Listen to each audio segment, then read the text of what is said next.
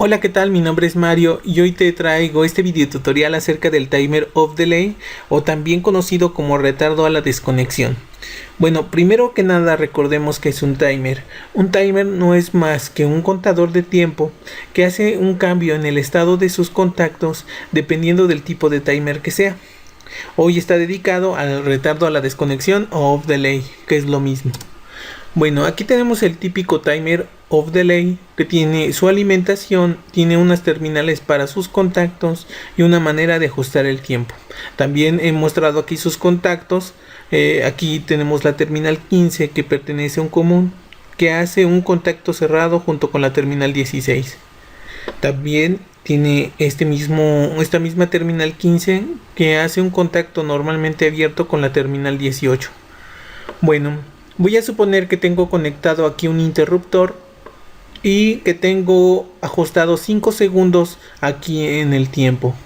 No te preocupes si no entiendes muy bien cómo está configurada aquí las piezas o qué tiene aquí las partes del timer, porque las veremos a más detalle en otras diapositivas, pero me interesa que ya veas el funcionamiento de un timer of delay. Voy a suponer que cierro este interruptor y vemos que los contactos cambian de manera instantánea. Bueno, ahora vamos a abrirlo y veamos qué sucede. Como he supuesto, le he programado 5 segundos y a cabo de esos 5 segundos el timer cambia de estado y vuelve a regresar a su estado original, siendo un cerrado el 15 con el 16 y un abierto el 15 con el 18. O sea que su retardo lo hizo de después de desconectarlo. Es por ello que el timer of delay también se le conoce como retardo a la desconexión. Bueno, veámoslo nuevamente. Yo cierro el interruptor, de manera instantánea se cierra y cuando yo lo abro es cuando empieza a pasar el retardo y después hace el cambio de sus contactos. Por eso debemos recordar que es un retardo a la desconexión. Bueno, veamos un poquito más las partes que tiene un timer of delay. Y bueno, tiene su alimentación que regularmente está indicado como A1 y A2. El A1 puede cambiar porque hay timers o hay fabricantes que los hacen para que puedan alimentarse a diferentes voltajes. Por ejemplo, pueden ser voltajes de corriente alterna o voltajes de corriente directa. Pero a veces ellos indican diferentes terminales, si va a ser con directa o si va a ser con alterna. Algunos fabricantes utilizan la misma, pero eso ya va a depender exclusivamente del fabricante. Bueno, tienen las entradas de alimentación y tienen también sus contactos.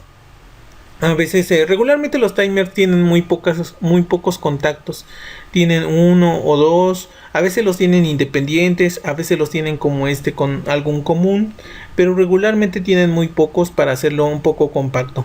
Cuando se requieren más contactos de un timer, lo que se hace es que se utiliza alguno de estos contactos para energizar un relevador. Y del relevador pues ya se toman los contactos necesarios. Bueno, tiene sus contactos y tiene alguna manera para ajustar el tiempo. En este caso, pues tiene dos perillitas, dos presets para ajustarlas. Y bueno, en este caso regularmente uno es un rango mayor. En este caso ahí en la imagen se alcanzan a mostrar que son 60 segundos. Y bueno, si aquí en la perilla de abajo muestra 60 segundos, aquí muestra de 5 al 100%. O sea, se convierte en... Esos 60 se dividen de 5 a 100 y bueno, dependiendo de donde lo pongamos será una fracción de esos 60 segundos. Bueno, ahora vamos a ver un poco de simbología y vemos que pues prácticamente la bobina de un timer of delay es muy similar a la de un relevador o a la de un contactor. Sus contactos cambian un poco y bueno, aquí también les muestro la simbología americana. Bueno, ahora veamos las gráficas. Esta gráfica yo la he sacado de la hoja de datos técnicos de este timer, que regularmente la conseguimos con el número de serie o el número de modelo del temporizador y la encontramos en internet sin ningún problema, pues tecleando ahí en Google o metiéndonos a la página del fabricante y buscando esta información. También si ya lo tienen físicamente, regularmente viene en la cajita en la que viene el timer. Bueno, vamos a ver cómo se lee esta gráfica. Tenemos A1 y A2 que corresponden a la alimentación. que son estas terminales A1 y A2. Ahora tenemos los contactos. Quedamos que el 15 y el 18 corresponde a un contacto abierto y el 15 y el 16 corresponde a un contacto cerrado.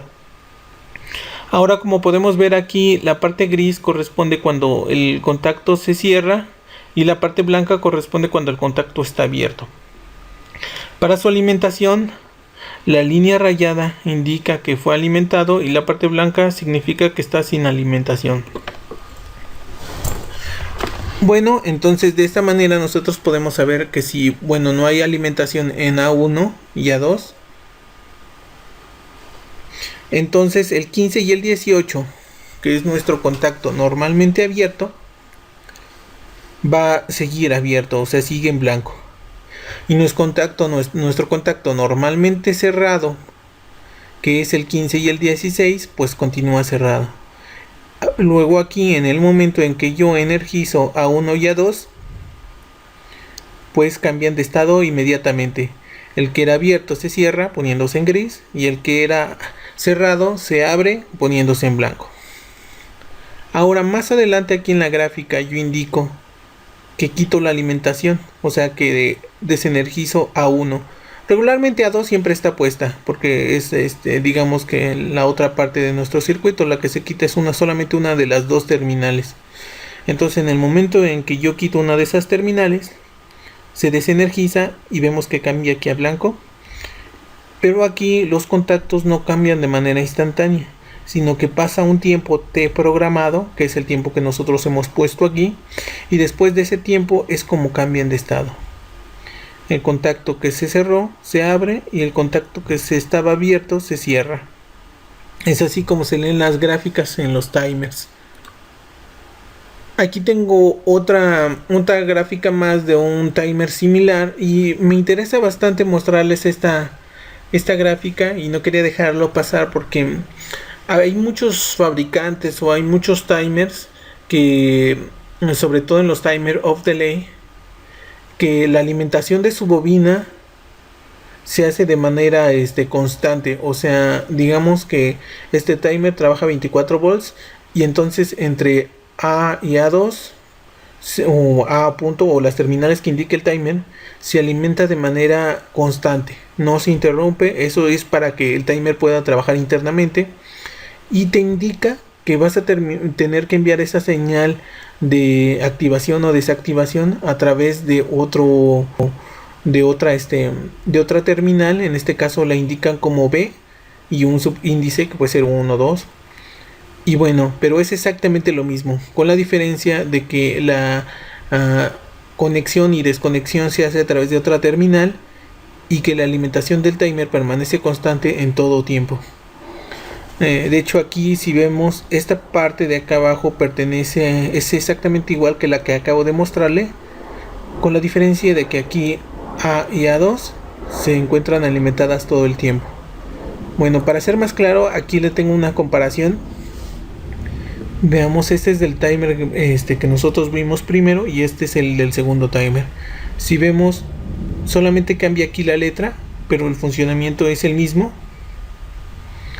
Pero aquí tiene una alimentación constante. ¿Por qué hacen eso o por qué los diseñan así? Bueno, a veces algunos fabricantes lo hacen porque de esta manera ellos pueden alimentar sus circuitos eléctricos y que el timer pueda contar el tiempo que debe de hacer, pero siempre teniendo un circuito conectado internamente. Hay otros fabricantes que lo hacen con capacitores y es por eso que se pueden quedar desenergizados y siguen trabajando, siguen operando para contar su tiempo. Otros fabricantes, como es este caso, tiene los dos modelos, pero dice que uno tiene mayor respuesta que el otro.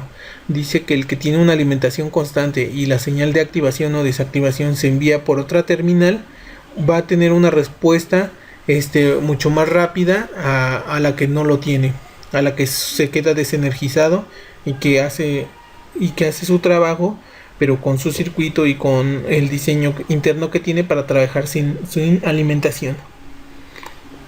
pero son prácticamente lo mismo. Espero esta parte haya sido muy clara, porque sí hay muchos fabricantes que tienen este diseño, pero es exactamente lo mismo que este otro, solamente que tiene una alimentación constante.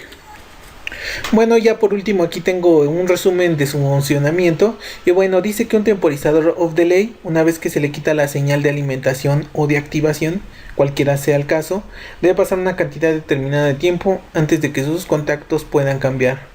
Como les he mencionado en otros videos, creo que una definición es más clara cuando se tiene más información que simplemente leerla así. Te recuerdo suscribirte si te gustó mi video, compartirlo si conoces a alguien que le pueda servir. Y bueno, yo subo videos acerca de la automatización en diferentes temas y espero te haya gustado este video. Si te gustó, recuerda también darle like. Hasta luego y gracias.